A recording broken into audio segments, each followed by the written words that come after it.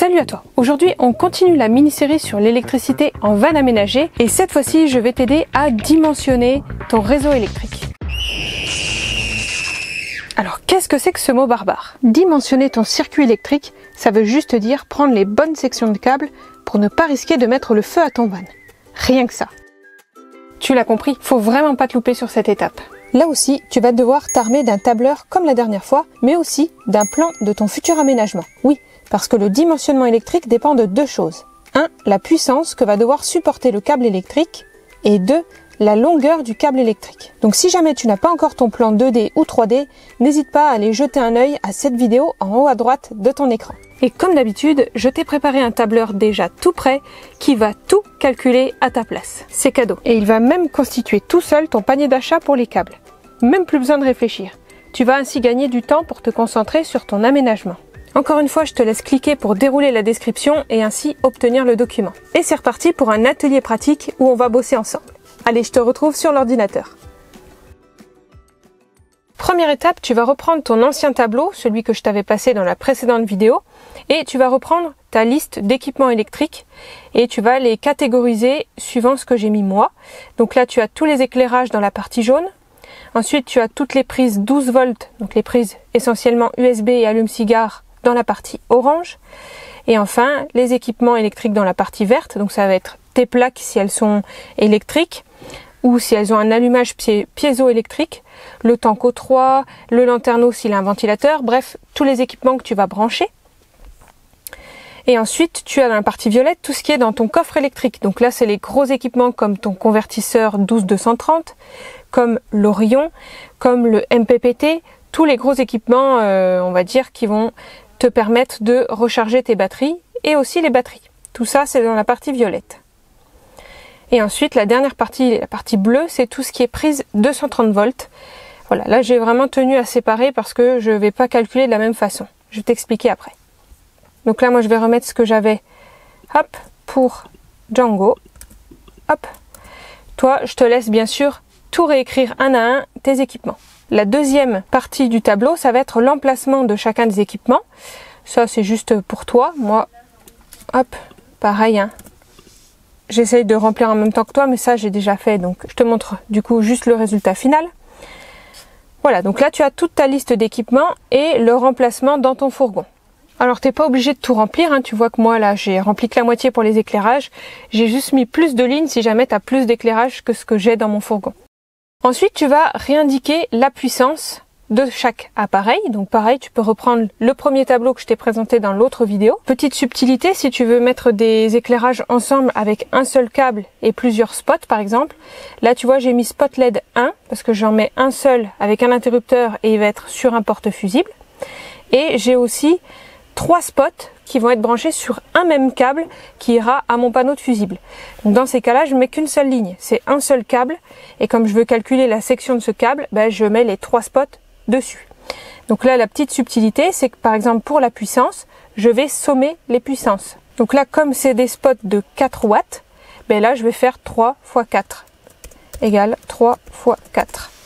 Et là, tu vois déjà quelque chose, c'est que dès que tu vas mettre la puissance de chacun de tes appareils, eh bien ça va te calculer son intensité. Voilà, ça se calcule automatiquement. Si jamais tu n'as pas la puissance et tu as directement l'intensité, libre à toi de remplir directement dans la case intensité. Si jamais tu as besoin, ici je t'ai mis 2 convertisseurs. Un convertisseur puissance en intensité, si jamais tu en as besoin, et l'inverse, un convertisseur intensité en puissance, si jamais tu veux remplir toutes les cases du tableau. Du coup, je te laisse revenir vers moi. Là, il faut juste que tu remplisses toutes les puissances de chacun de tes appareils. Hein. Tu reprends les valeurs que tu avais mis dans ton ancien tableau et ça va calculer automatiquement les intensités. Donc là, je peux te montrer sur mon exemple. Voilà, j'ai toutes mes puissances pour chacune des catégories. Voilà, 60 watts généralement pour des doubles prises USB. Ensuite, voilà, ça j'ai été directement regarder sur les fiches de mes appareils. Si tu veux savoir la puissance ou calculer la puissance de ton appareil, je te réinvite à regarder la vidéo précédente, le premier épisode sur l'électricité en van et en fourgon aménagé, où je te décris comment trouver la puissance de ton appareil. Ensuite, la dernière chose que tu vas devoir faire, c'est hyper simple. Tu vas voir, là aussi, il n'y a rien de compliqué, hein, tout est déjà rentré dans le tableur, c'est lui qui va calculer à ta place. C'est qu'il va falloir que tu ailles dans ton fourgon mesurer les distances entre l'équipement, donc là où va être par exemple ta prise double USB, jusqu'à ta batterie. En fait, tu vas mesurer la distance, en tout cas le chemin parcouru par ton câble, jusqu'à ta batterie. Et ça, tu vas le faire pour chacun des équipements. C'est-à-dire que tu prends tous les équipements qui sont dans ta liste et tu vas mesurer la distance entre cet équipement et ta batterie. On va dire pour que ce soit plus simple, vaut mieux prendre un peu plus long qu'un peu plus court pour le dimensionnement. Alors il va y avoir certaines petites subtilités, par exemple pour mes barres LED, en fait c'est des câbles, on va dire d'optique, et donc il n'y a pas forcément de surchauffe là-dessus. Par contre le câble qui va du variateur, c'est un petit module blanc, qui va être juste à côté de mon parc batterie. Donc le variateur a mon panneau de fusible. Lui, il va y avoir un câble de section bien défini. C'est celui-là que je mesure. Donc moi, en l'occurrence, il fait environ 1 mètre, même pas en fait. Hein. Il doit faire 0,50. Mais bon. Donc là, je mets des câbles d'1 mètre pour mes barres LED. Et ensuite, pour mes spots LED, là, c'est l'inverse. C'est-à-dire qu'ils vont être installés dans le plafond. Et le câble va aller du plafond jusqu'à mon parc batterie. Donc là, je vais mesurer petit à petit quel chemin va parcourir le câble. Et je tombe sur 4 mètres. Tu vas certainement souvent entendre la distance aller-retour. Ne t'en préoccupe pas ici, tu mesures juste la vraie distance et moi je m'occupe de la distance aller-retour dans mes calculs. Donc là tu vois, voilà, j'ai rempli mes longueurs ici pour les éclairages. Ensuite j'ai fait la même chose pour les prises double USB et la même chose en fait pour tous les équipements. J'ai renseigné toutes les longueurs de câble. J'en profite pour faire un petit zoom sur le coffre électrique. Donc là, quand je dis DC-DC à la batterie du véhicule, c'est pour moi l'Orion à la batterie du véhicule. Quand je parle des borniers, c'est en fait le shunt, le smart shunt ou le shunt que tu entends souvent parler certainement. Moi, j'utilise comme un bornier négatif, c'est-à-dire que tous les pôles négatifs vont aller sur ce shunt avant d'aller à la batterie. Ça m'évite d'avoir 10 000 câbles négatifs sur un pôle de la batterie. Voilà, je passe par un intermédiaire qu'on appelle bornier. Pour moi, c'est le shunt sur le négatif. Et pour le positif, c'est la même chose. J'ai un bornier positif. Et c'est tout simplement plusieurs portes fusibles qui sont réunies en un emplacement. Ça m'évite là aussi d'avoir tous les câbles positifs qui sont branchés au pôle de la batterie sur le plus. Voilà, quand je parle de MPPT jusqu'au bornier, c'est la distance entre le MPPT et le bornier négatif ou le bornier positif. La même chose pour le panneau de fusible 1 jusqu'au coupe-circuit. Panneau de fusible, c'est mes panneaux où vont être branchés tous mes équipements en 12 volts. J'en ai 2 et le plus des 2 panneaux de fusible va rejoindre un coupe-circuit, ce qui me permet après d'avoir mes 2 panneaux de fusible avec un seul câble. Ensuite, du coupe-circuit qui alimente les 2 panneaux de fusible 12 volts, je vais au bornier positif dont je t'ai parlé tout à l'heure. Voilà, toi peut-être que tu n'auras qu'un panneau de fusible 12 volts, donc il te faudra qu'un câble qui part de ton panneau de fusible et qui va directement au bornier positif. Et là, pour les dernières choses, c'est les câbles interbatterie, donc batterie 1 avec la batterie 2 si tu en as plusieurs. Si tu n'en as pas, il n'y a pas besoin. Il n'y aura pas besoin de cette catégorie-là. Ensuite, convertisseur à prise P17, ça va être le câble 230 volts cette fois-ci et non plus 12 volts qui va aller de ton convertisseur jusqu'à la prise P17 si tu en as installé une. Et ensuite, convertisseur à tableau électrique 230 volts, c'est le câble, encore une fois, 230 volts qui va aller de ton convertisseur ou de ton multiplus jusqu'au tableau électrique qui va desservir tes prises 230 volts. Et ensuite, convertisseur bornier, on repart sur du 12 volts cette fois-ci. Il y a une petite gymnastique à faire. Bornier batterie, c'est tout simple, hein, c'est les 2 borniers qui sont branchés à la batterie. Et si tu as plusieurs batteries, tu vas avoir des câbles interbatterie. Et là, comme par magie, regarde, les 3 colonnes bleues, elles se sont calculées automatiquement. Tu n'as même pas besoin de réfléchir. Donc, je vais t'expliquer un petit peu les résultats et ce que toi tu en retires. Et pour les plus acharnés du calcul, je vais t'expliquer comment j'ai calculé chacune des sections de câbles et comment j'ai calculé les fusibles. On va déjà commencer par la section de câbles. Donc là, tu vois qu'il t'a calculé automatiquement pour chacun des équipements des sections de câbles. Donc la section de câble, c'est tout simple, c'est la grosseur de ton câble. Ici j'en ai un, tu vois, c'est du 35. Donc 35 mm en section de câble. Tu vois, je peux t'en donner plein d'exemples, mais tu as des sections différentes. Ici, c'est du 2,5 pour le bleu, etc. En fait, la section de câble, c'est la grosseur, si je veux résumer, de ton câble électrique. Et alors pourquoi en van ou en fourgon aménagé, on est obnubilé par cette section de câble?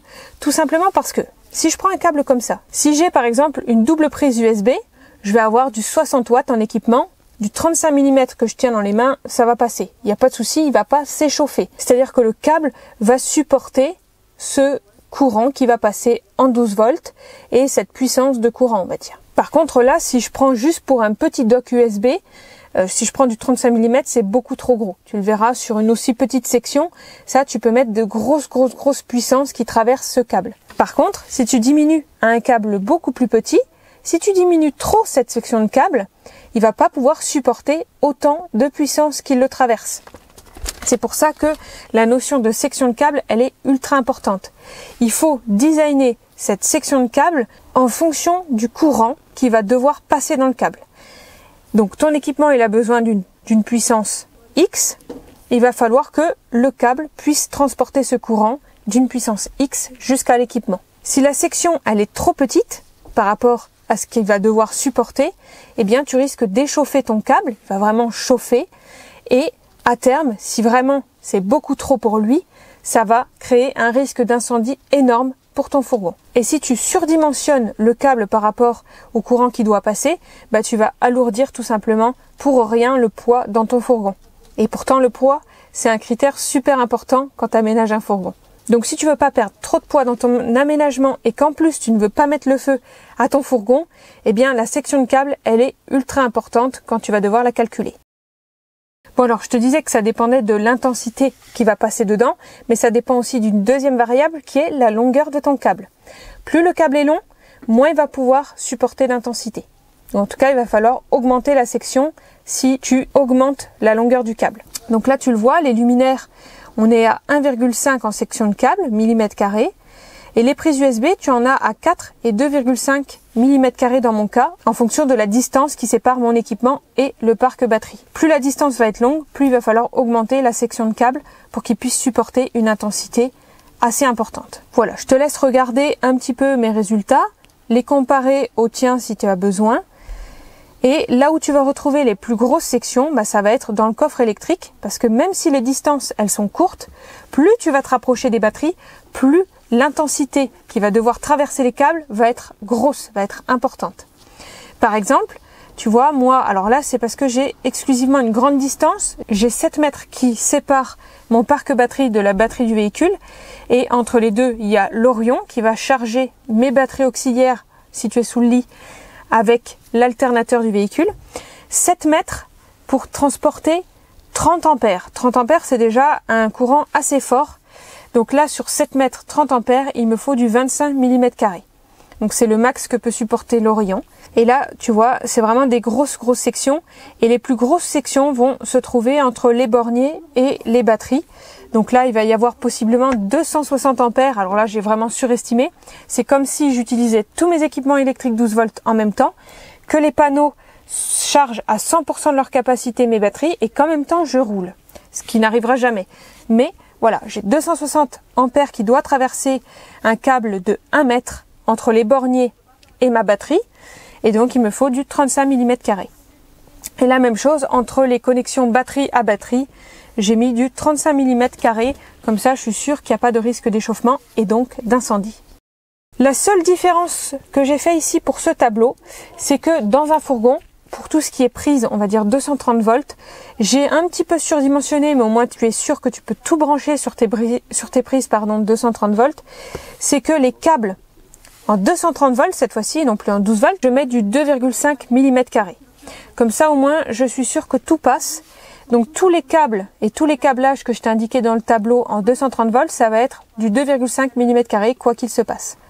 Ainsi, tu es tranquille, tu peux brancher absolument tout ce que tu veux dans un fourgon, c'est largement suffisant, c'est ce qu'on met dans les habitations. Bon, il me reste plus qu'une chose à t'expliquer, c'est comment choisir un fusible. Donc déjà, c'est quoi un fusible? À quoi ça sert? Alors un fusible déjà, tu vas reconnaître, c'est soit ça, soit ça. Ça, c'est pour tes petits équipements électrique en 12 volts, c'est des fusibles à fiche, et ça, c'est des fusibles méga fuses, et généralement c'est dans ton coffre électrique vers les gros équipements. Donc à quoi servent ces deux choses? Il y a beaucoup d'amalgame autour des fusibles, parce que très souvent on me dit, bon, j'ai un frigo, quel fusible je mets? Et en fait, c'est pas comme ça qu'il faut raisonner. Un fusible, ça sert pas à protéger un équipement électrique comme un frigo ou une double prise USB, ça sert à protéger, encore une fois, ton câble électrique et pas l'équipement qui est au bout. Par contre, ça va être grandement dépendant de l'équipement qu'il y a au bout et de la section de ton câble. Je vais prendre l'exemple d'un dock USB qui est situé, si je regarde mon tableau, à 6 mètres de mon coffre électrique, et le câble qui va relier le dock USB jusqu'à mon parc batterie, il va être parcouru par un courant d'intensité 5 ampères. Donc là, le but, c'est de trouver un fusible à mettre sur mon panneau de fusible, mon panneau 12 volts, qui va protéger le câble qui va relier ce dock USB à mon panneau de fusible. Donc là, j'ai un câble de section 4 mm carrés, ce qui veut dire que le câble va pouvoir supporter 5 ampères. Il a été designé pour cette section-là. Par contre, si jamais mon équipement a un défaut et qu'il va injecter, je sais pas, je dis n'importe quoi, un courant de 10 ampères parce qu'il y a, je sais pas, un défaut électrique et qu'il va injecter plus de courant que ce qu'il devrait, eh bien, il va falloir un fusible sur mon panneau de fusible qui va sauter, qui va couper le courant en disant non, ça ne doit plus passer parce que moi, mon câble, il ne peut plus supporter autant d'intensité. Il n'est pas designé pour, il est designé pour un courant d'intensité maximale à 5 ampères. Donc là, mon tableau calcule tout seul un fusible idéal de 5 ampères. Si un courant de 5,5 ampères passe au travers de mon câble, le fusible va lâcher et du coup, ça coupe le courant, il n'y aura plus de risque d'échauffement du câble et donc d'incendie derrière. Il faut vraiment prendre le fusible comme une protection pour ton câble électrique et non pas une protection pour ton équipement. L'équipement électrique, il ne risque rien, c'est le câble qui risque d'être échauffé par un courant d'intensité plus grande et, rebelote, de potentiellement créer un incendie dans ton fourgon. Donc un fusible protège un câble. Là tu vois, généralement c'est des fusibles de 5 ampères sur mes prises. Sauf que, si jamais tu mets un fusible de 5 ampères et qu'il saute, il se peut que ce soit la limite du fusible, puisque là on est sur une intensité de 5 ampères qui peut passer dans mon câble. Si je mets un fusible de 5 ampères, s'il y a un courant de 5,1 ampères, il va sauter. Or 5,1 ampères, le câble peut très bien le supporter. Je vais le renommer parce que je me rends compte que je l'avais mal nommé. Je vais le renommer fusible maximal. Parce que si on design vraiment à la limite de la limite, 5 ampères avec un fusible de 5 ampères, ça risque de sauter. Donc il vaut mieux passer des fois un petit peu plus au-dessus, mais pas trop au-dessus, hein, pas 10 ampères ni 15 ampères, etc. Voilà, c'est le fusible maximal que je te conseille. Au mieux, essaye de mettre le fusible idéal. Si jamais il saute, passe sur celui maximal, mais jamais au-delà. Au-delà, là encore, tu risques l'incendie. Je vais te prendre un autre exemple. Je prends le Tanko 3. Ça, je t'en parlerai très vite dans une prochaine vidéo. Donc, j'ai un câble de section 1,5 mm sur à peu près 2,5 mètres de longueur. Donc, voilà, il va être éloigné de 2,5 m de mon parc batterie. Et j'ai un câble de section 1,5 mm. L'ampérage qui va devoir passer dans ce câble de 2,5 mètres et de 1,5 mm, c'est 1 ampère. Il va devoir supporter 1 ampère, qui est la consommation un petit peu du Tanko 3. Et donc pour ça, je vais pouvoir mettre un fusible de 3 ampères. Parce que un câble d'1,5 mm supporte largement 3 ampères dans ce cas-là, avec cette longueur-là de câble. Donc voilà, je te laisse un petit peu regarder tes résultats. Tu peux très bien me poser encore une fois des questions en commentaire si tu as besoin. Si je dois résumer, pars déjà sur le fusible idéal. Si jamais il saute, tu sais que tu peux passer sur le fusible maximal au cas où voilà, il ait besoin d'un tout petit peu plus d'ampérage, de laisser passer en fait un petit peu plus d'ampères au niveau de ta section de câble. Ensuite, la deuxième partie, c'est qu'on va parler des fusibles mégafuses. Et alors ceux-là, si tu regardes, c'est totalement autre chose, hein. Encore une fois, c'est des plus grosses sections de câbles. Donc ils vont pouvoir certes faire passer plus d'ampères dans la section de câble, mais par contre, le fusible derrière, il va falloir qu'il soit beaucoup plus costaud.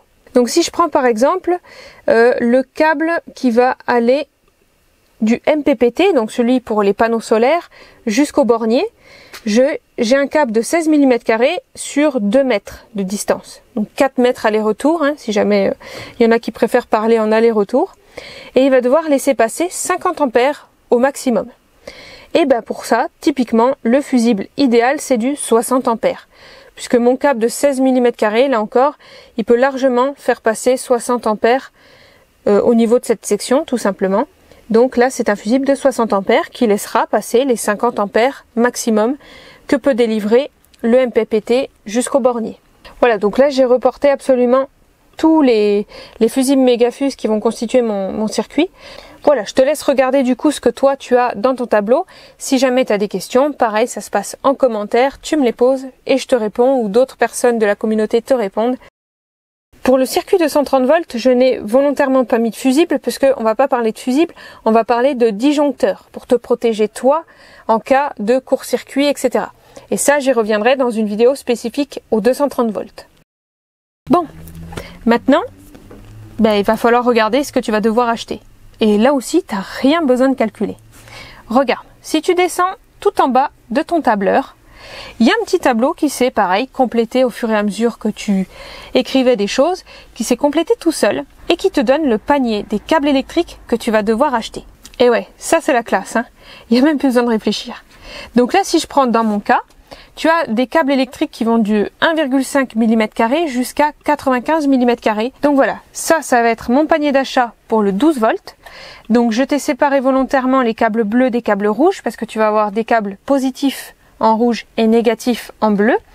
Et à chaque fois, il va falloir prendre le même nombre de mètres pour être sûr que tu aies exactement tous les câbles qu'il te faut par rapport à ce que tu as renseigné dans ton tableau. Donc voilà, après tu n'as plus qu'à aller sur le net ou en magasin.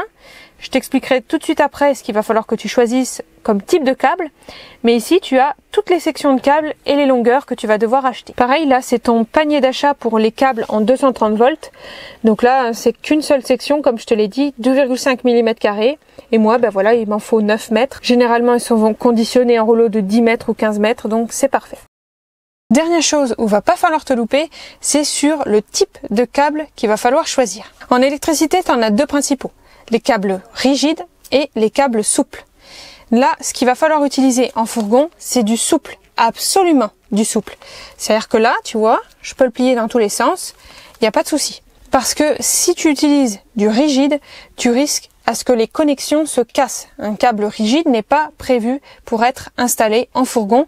Ça risque vraiment, avec les vibrations, de céder dans le temps. C'est la même chose que les vis, tu sais, quand tu visses dans un fourgon, avec les vibrations à terme, elles s'enlèvent. C'est la même chose pour le câble. Avec les vibrations, un seul câble qui est rigide risque de casser ou de s'enlever de la connexion. Alors qu'un multibrin, il y a plusieurs brins et il peut être un peu tordu dans tous les sens. Il n'y a pas de souci, il est prévu pour. Donc pour ton panier d'achat, tous les câbles 12 volts et 230 volts, c'est du souple ou multibrin. Voilà, cet atelier est enfin terminé. J'espère que cette vidéo t'a plu et surtout qu'elle t'a aidé. Si c'est le cas, n'hésite pas à mettre un petit pouce et surtout, pense à t'abonner pour ne rien louper des épisodes prochains. Moi, je te dis à très vite pour la prochaine vidéo et on va parler de quoi? Je vais te présenter de manière détaillée tous les équipements électriques, donc le MPPT, l'Orion, le Cyrix, le DC-DC, le Multiplus, le convertisseur, la P17, etc. Le but, c'est que tu saches ce dont toi, tu as besoin dans ton réseau électrique. Ensuite, tu pourras acheter tous tes équipements et il ne te restera plus qu'à passer les câbles dans les gaines et ton réseau sera prêt à être câblé, à être branché. Allez, je te dis à très vite pour la prochaine vidéo. Ciao!